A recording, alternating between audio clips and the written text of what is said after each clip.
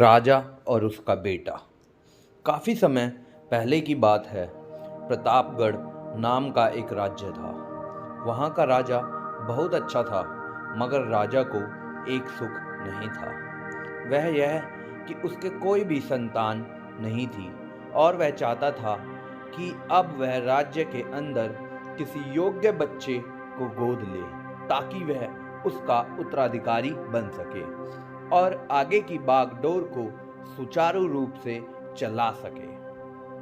और इसी को देखते हुए राजा ने राज्य में घोषणा करवा दी कि सभी बच्चे राजमहल में एकत्रित हो जाएं। ऐसा ही हुआ।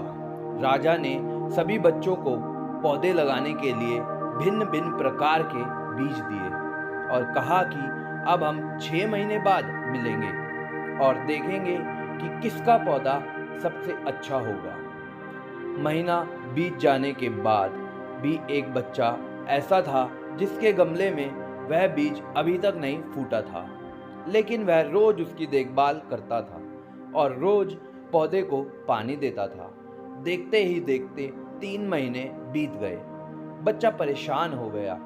तभी उसकी माँ ने कहा कि बेटा धैर्य रखो, कुछ बीजों को फलने में ज़्यादा वक्त लगता है। और वह पौधे को सींचता रहा। 6 महीने हो गए। राजा के पास जाने का समय आ चुका था, लेकिन वह डरा हुआ था कि सभी बच्चों के गमलों में तो पौधे होंगे और उसका गमला खाली होगा।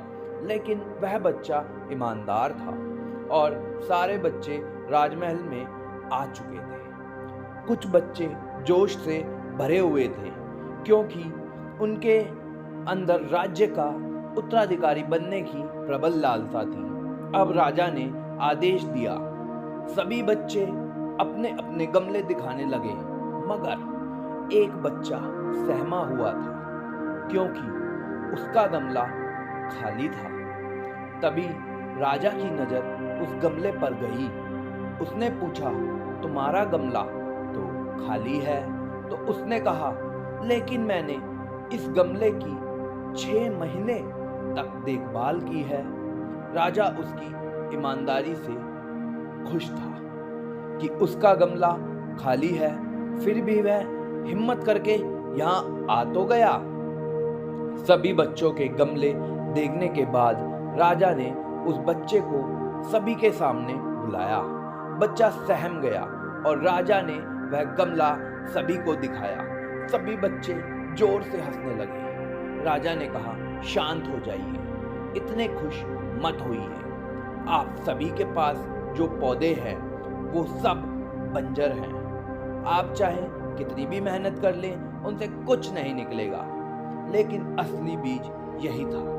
राजा उसकी ईमानदारी से बेहद खुश हुआ और उस बच्चे को राज्य का उत्तराधिकारी बना दिया गया। लेकिन हमें इस कहानी से क्या सीखने को मिला? मेरे हिसाब से अपने अंदर ईमानदारी का होना बहुत जरूरी है।